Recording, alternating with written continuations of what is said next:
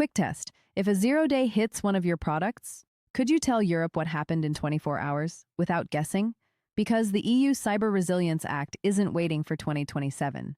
The gotcha year is 2026, and it starts with reporting timelines that break most org charts. From September 2026, in-scope manufacturers must report actively exploited vulnerabilities fast, an early warning in 24 hours, a follow-up in 72, and yes, this can matter for products already out there. In this video, we'll map the scope, then give you the 4 readiness work streams, and the 1 private label move that can quietly reclassify you as the manufacturer.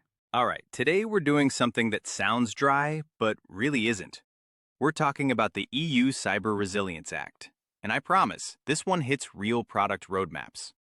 I love when you say sounds dry, because it usually means every executive should care. Also, this is the one that basically turns cybersecurity into product safety, right? Exactly. Think seatbelts, but for software.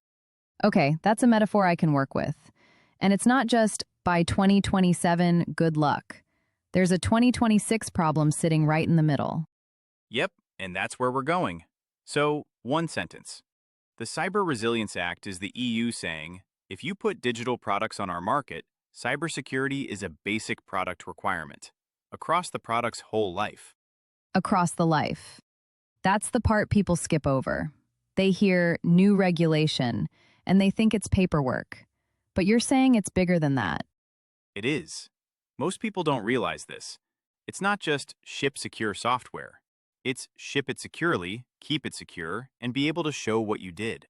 It pulls cybersecurity into the same universe as product safety and market access. So not a policy memo you can bury somewhere.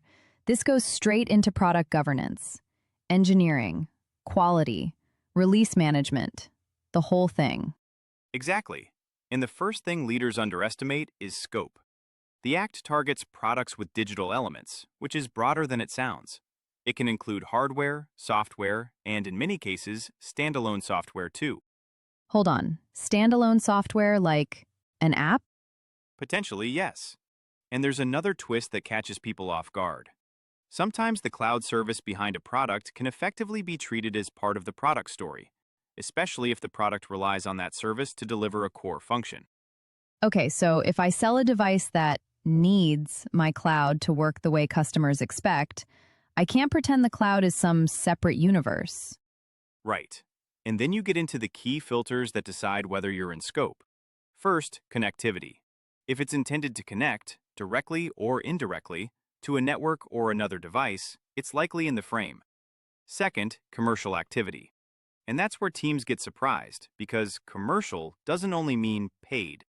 Ah, yes. But we give it away for free defense. Exactly. Free can still be commercial if it supports a business model. Subscriptions, ads, lead generation, upsells, all of that. So the takeaway is, scope isn't a quick legal checkbox. It's portfolio work, product by product, version by version, sometimes component by component. That's it. And there are exclusions too, but they're not a get-out-of-jail card.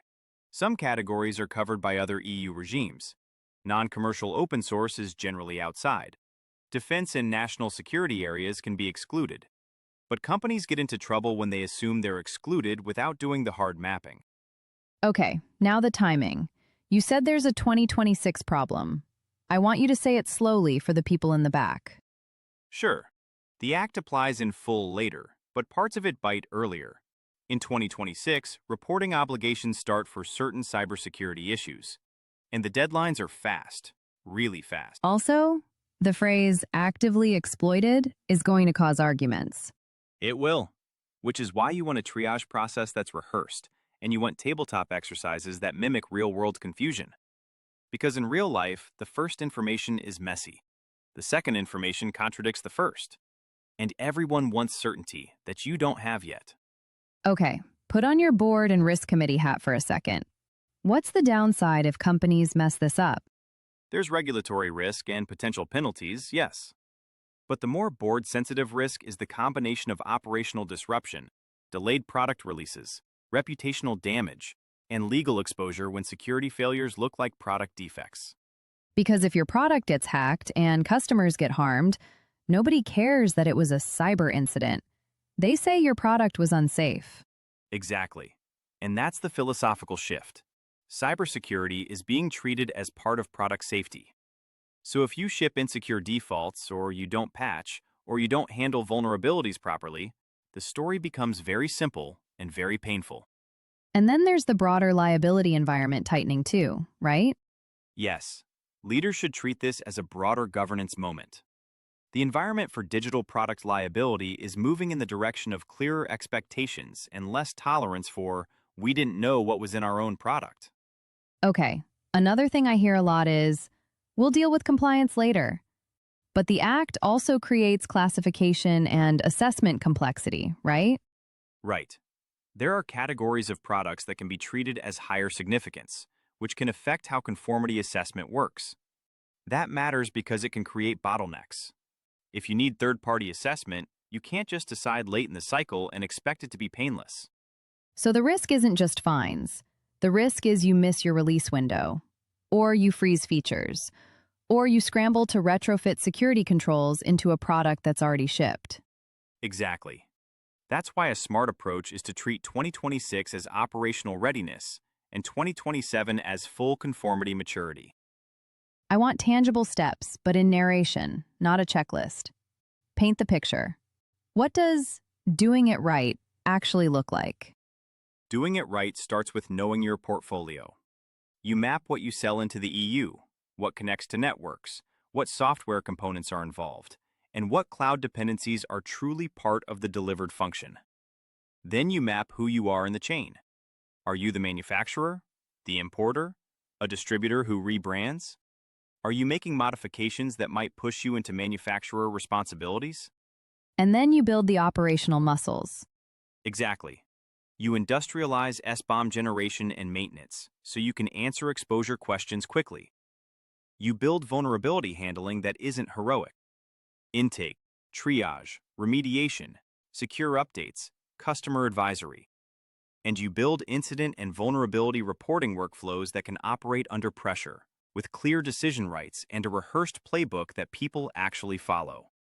I love that you said, isn't heroic, because so many organizations are surviving on heroics. One person who knows everything. One engineer who always saves the day. How fast are we talking? Think in hours and days, not weeks. An early warning within 24 hours in some situations, followed by more detail shortly after, and then follow-ups as fixes become available. That is not how most companies operate, because most companies can barely get the right people in the same meeting within 24 hours. Exactly. And here's the sting. It's not only about products you'll ship years from now. Organizations with products already on the market need to be ready operationally in 2026. So if you have an installed base, customers using your stuff right now, this isn't a future you problem. This is a build the muscle now problem. Yes. You need a functioning machine, not a slide deck. Let's talk accountability, because executives always ask, is this the CISO's job? And I'm guessing your answer is, not exactly. Not exactly. The CRA uses the idea of economic operators. Manufacturers carry the big obligations, but importers and distributors have duties too. And it gets interesting, fast, because a distributor can effectively become the manufacturer if they rebrand a product or make a substantial modification that affects compliance. That's spicy. Private label, white label. We just add our own software layer. Suddenly, you're not just a middleman, you're the accountable party. Exactly. That's why this touches corporate structure decisions, branding decisions, and how companies handle updates and modifications after launch. All right, enough theory. Let's get real. If I run product or engineering, what breaks first? The first landmine is the software supply chain, and that usually means SBOM, Software Bill of Materials. It's basically an ingredient list of what's inside your software: libraries, components, dependencies, including open source and third-party pieces. People hear SBOM and think documentation, but you're going to tell me it's the opposite. It's operational control. Exactly. Here's the thing. Vulnerabilities don't show up politely. They show up on a Tuesday morning, and suddenly you need to know what's exposed. The winners can answer quickly. Which products are affected, which versions, which customers, and what the plan is. Without SBOM discipline, that turns into chaos. Emails, guesswork, multiple teams arguing over what's actually shipped. Security archaeology. Digging through old repositories like you're looking for fossils. Yes. And under this act, you want to be able to prove you have control over what you ship. Okay, second landmine. Support periods. The act pushes life cycle responsibility, so you need clarity on how long you'll provide security updates and vulnerability handling. And that becomes a business decision, because long support costs money, and short support makes customers furious. So this is where finance and sales and product collide. Finance wants short support because it's cheaper. Sales wants long support because customers demand it. And if leadership doesn't decide, reality decides for you, usually during an incident. Exactly. And the third landmine is reporting, because the timelines force coordination at speed. Let me guess. Most companies don't have decision rights cleanly defined. They don't. They don't know who decides what's reportable, who owns the facts, who writes the notification, who signs it off, who talks to customers, who talks to regulators, who talks to the press, and who keeps engineering focused. And if you don't solve that in advance, you solve it in the worst possible moment. Heroics don't scale, and regulators don't care that your hero was on vacation. Okay, we've made this sound intense. Give me the upside. The real upside, not just avoid penalties. There are real positives. First, it forces clarity. When you can see what's in your products and how fast you can patch, you reduce panic and wasted time. Second, it improves customer trust. Many customers are under their own compliance pressure, and they'll increasingly prefer suppliers that can show mature product security governance. Third, it improves product quality. Security by design and secure defaults reduce downstream support costs and crisis work. And honestly, companies that can respond calmly during incidents win. Not because incidents are fun, because they're inevitable, but because composure is a competitive advantage. That's exactly right. Resilience is operational composure. All right, let's wrap it. If someone listening is a product leader, risk leader, or on a board, what do they do next? They treat this as an operating model decision. They put portfolio scoping and role mapping on the agenda. They fund SBOM and vulnerability handling as core product capabilities. And they rehearse reporting workflows before 2026 forces them to do it live. Because if you wait, you're not just risking compliance problems.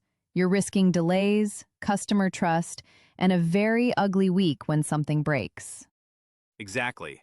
And nobody wants that week. Especially not the board. Especially not the board. All right. Thanks for listening, everyone.